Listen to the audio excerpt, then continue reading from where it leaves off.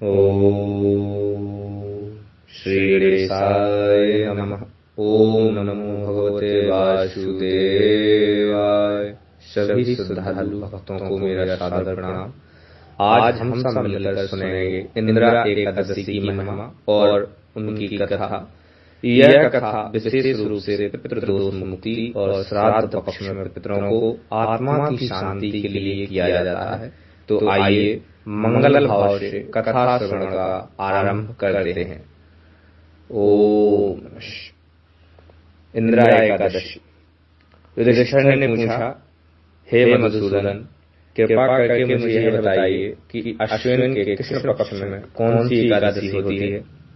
भगवान श्री कृष्ण बोले, राजन, अश्विन में गुजरात महाराष्ट्र के अनुसार भाद्रपद के कृष्ण पक्ष में इंदिरा नाम की एकादशी होती है। उसके व्रत के प्रभाव से बड़े बड़े पापों का नाश होता है। नीच योनि में पड़े हुए पितरों को भी यह एकादशी सद्गति देने वाली होती है।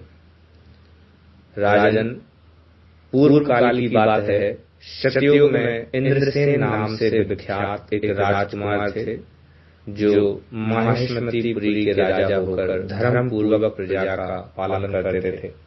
उनका यश सब और फैल चुका था। राजा इंद्रसेन भगवान विष्णु की महिमा भक्ति में तत्पर हो गोविंद के मोक्षदायक नामों का जप करते हुए समय व्यतीत करते थे और विधि पूर्वक अध्यात्म के चिंतन में संलग्न रहते थे। एक दिन राजा राजसभा में सुख पूर्वक बैठे हुए थे। इतने में ही देवर्षि नारद आकाश से उतरकर वहां पहुंचे। उन्हें आया हुआ देख राजा हाथ जोड़कर खड़े हुए और विधि पूर्वक पूजन करके उन्हें आसन पर बैठाया। इसके बाद वे इस प्रकार बोले, हे मुनिश्रेष्ठ, आपकी कृपा से मेरी सर्वथा कुशल है। आज आपके दर्शन से मेरी संपूर्ण यज्ञ क्रियाएं सफल हो गई हैं। देवर्षि, अपने आगमन का कारण बताकर मुझ पर कृपा करें। नारद जी बोले, हे नृपश्रेष्ठ, सुनो, मेरी बात तुम्हें आश्चर्य में डालने वाली है। मैं ब्रह्मलोक से यमलोक में गया था। वहां एक श्रेष्ठ आसन पर बैठा और यमराज ने भक्ति पूर्वक मेरी पूजा की। उस समय यमराज की सभा में मैंने तुम्हारे पिता को भी देखा था। वे व्रत भंग के दोष से वहां आए थे। राजन, उन्होंने तुमसे कहने के लिए एक संदेश दिया है, उसे सुनो।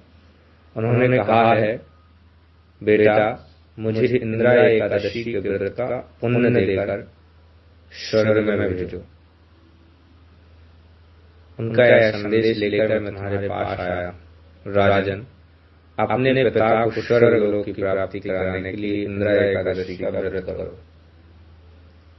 राजा ने पूछा, हे भगवान, कृपा करके इंदिरा एकादशी का व्रत बताइए। किस पक्ष में, किस तिथि को और किस विधि से यह व्रत करना चाहिए। नारद जी ने कहा, राजेंद्र, सुनो, मैं तुम्हें इस व्रत की शुभ कार्य विधि बतलाता हूँ। अश्विन मास के कृष्ण पक्ष में दशमी के उत्तम दिन को श्रद्धायुक्त चित्त से प्रातः काल स्नान करो। फिर मध्य काल में स्नान करके एकाग्रचित्त हो। एक समय भोजन अथवा निराहार रहकर अथवा बिना जल के रहकर रात्रि में भूमि पर सोइए। रात्रि के अंत में निर्मल प्रभात होने पर एकादशी के दिन दातुन करके मुंह धो। इसके बाद भक्ति भाव एवं निम्नांकित मंत्र पढ़ते हुए उपवास का नियम ग्रहण करो। अगस्त्य निराहार सर्वभोग विवर्जितः श्रोभोक्षय पुंडरीकाक्ष शरणं मे भवाच्युत। अर्थात, हे कमलनयन भगवान नारायण, आज मैं सब भोगों से अलग हो निराकार रहकर कल भोजन करूंगा। अच्युत, आप मुझे शरण दें। इस प्रकार नियम करके मध्य काल में पितरों को प्रसन्नता के लिए सालग्राम शिला के सम्मुख विधि पूर्वक श्राद्ध करो तथा दक्षिणा से ब्राह्मणों का सत्कार करके उन्हें भोजन कराओ। पितरों को दिए हुए अन्नमय पिंड को सूंघ कर गाय को खिला दो। फिर धूप और गंध आदि से भगवान ऋषिकेश का पूजन करके रात्रि में उनके समीप जागरण करो। तत्पश्चात सवेरा होने पर द्वादशी के दिन पुनः भक्ति पूर्वक श्री हरि की पूजा करो। उसके बाद ब्राह्मणों को भोजन कराकर भाई बंधु नाती और पुत्र आदि के साथ स्वयं मौन होकर भोजन करो। राजन, इस विधि से आलस्य रहित होकर यह व्रत करो। इससे तुम्हारे पितृ भगवान विष्णु के वैकुंठ धाम में चले जाएंगे।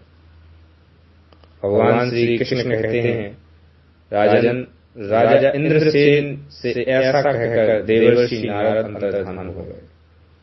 राजा ने उनकी बताई हुई विधि से अंतःपुर की रानियां, पुत्रों और भृत्यों सहित उस उत्तम व्रत का अनुष्ठान किया। कुंती नंदन व्रत पूर्ण होने पर आकाश से फूलों की वर्षा होने लगी। इंद्रसेन के पिता गरुड़ पर आरूढ़ होकर श्री विष्णु धाम को चले गए और राजर्षि इंद्रसेन भी निष्कंटक राज्य का उपभोग करके अपने पुत्र को राज सिंहासन पर बैठाकर स्वयं स्वर्गलोक को चले गए। इस प्रकार मैंने तुम्हारे सामने इंदिरा एकादशी व्रत के महामत का वर्णन किया है। इसको पढ़ने और सुनने से ही मनुष्य सब पापों से मुक्त हो जाता है। बोलिए नारायण भगवान की जय। ओम का जप करते हुए भगवान विष्णु जी का नाम स्मरते हुए 5 मिनट के लिए का जप करें। शांति भाव एकाग्रचित्त होकर एकदम विष्णु जी को मन में सोचते हुए, उनको निहारते हुए मन में तब ओम विष्णु